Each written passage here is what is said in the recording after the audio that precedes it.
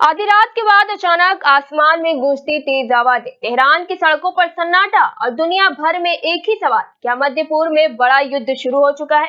तनाव तो सालों से था, लेकिन अब हालात ऐसे मोड़ पर पहुंच गए जहां हर पल नई खबर सामने आ रही है। नमस्कार, आप देख रहे हैं 4 टीवी न्यूज। मैं हूं आपके साथ अलकमा।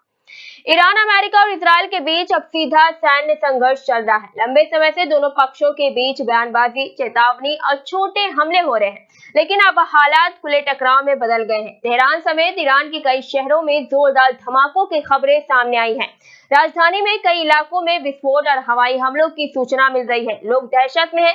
कई जगह बिजली और इंटरनेट सेवाएं भी प्रभावित हुई। सड़कों पर सुरक्षा बल तैनात है और अस्पतालों में घायलों की भीड़ बढ़ती जा रही है। रिपोर्ट्स के अनुसार इस संघर्ष में अब तक सैकड़ों लोगों की मौत हो चुकी। कुछ स्रोत लगभग 87 लोग के मारे जाने की बात कह रहे हैं, जिनमें आम नागरिक और बच्चे भी शामिल बताए जा रहे हैं। हालांकि अलग अलग एजेंसियों के आंकड़े अलग हो सकते हैं, लेकिन ये साफ है कि मानव हानि बहुत बड़ी है। कई परिवार उजड़ गए और हजारों लोग अपने घर छोड़ने को मजबूर हो रहे हैं। बताया जा रहा है कि जंग की शुरुआत 28 फरवरी 2026 को संयुक्त अमेरिकी, इजराइल और हवाई हमलों से हुई है। कुछ जगह इन्हें हमलों को ऑपरेशन लायंस रोल जैसा नाम भी दिया गया। इन हमलों में ईरान के सैन्य ठिकानों और अहम ठिकानों को निशाना बनाया गया है। इसके बाद हालात तेजी से बिगड़ गए और जवाबी कार्रवाई शुरू हो गई है। ईरान की ओर से मिसाइल और ड्रोन हमलों की खबरें आई, जिनका असर मध्य पूर्व के कई हिस्सों में देखा गया है।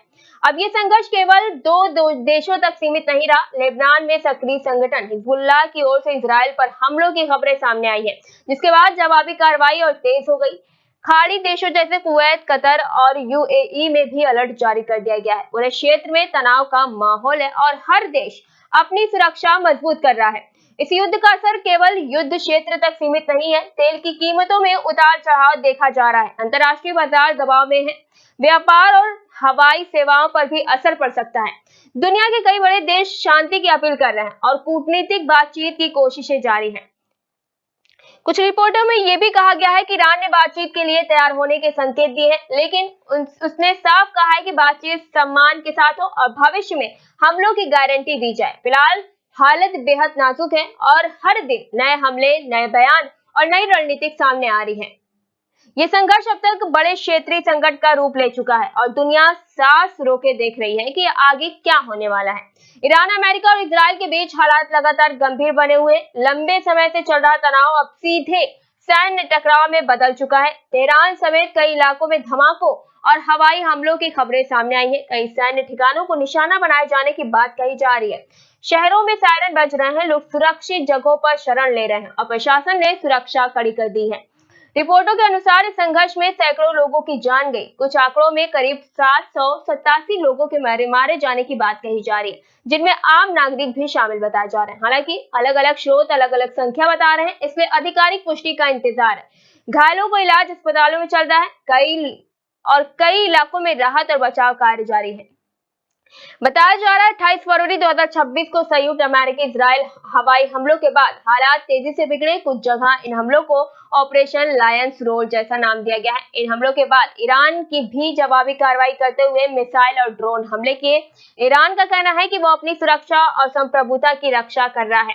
अब ये टकराव सिर्फ दो देशों तक सीमित नहीं रहा। लेबनान में सक्रिय संगठन हिजबुल्लाह की ओर से इजराइल पर हमलों की खबरें आई हैं, जिसके बाद जवाबी कार्रवाई और तेज हो गई है। खाड़ी क्षेत्र के कई देशों में अलर्ट जारी किया गया है। कुवैत, कतर और यूएई जैसे देशों ने अपनी सुरक्षा व्यवस्था मजबूत कर दी है। इस संघर्ष का असर पूरी दुनिया पर पड़ सकता है। तेल की कीमतों में उतार चढ़ाव शुरू हो गया। अंतर्राष्ट्रीय बाजारों में चिंता बढ़ रही है। कई देशों ने अपने नागरिकों को सावधानी बरतने की सलाह दी है। संयुक्त राष्ट्र और अन्य वैश्विक संगठन शांति और बातचीत की अपील कर रहे हैं। कुछ रिपोर्टों के अनुसार ईरान ने बातचीत के लिए तैयार होने का संकेत दिया है, लेकिन उसने साफ कहा है कि बातचीत सम्मान और बराबरी के आधार पर होनी चाहिए। फिलहाल स्थिति बेहद संवेदनशील है।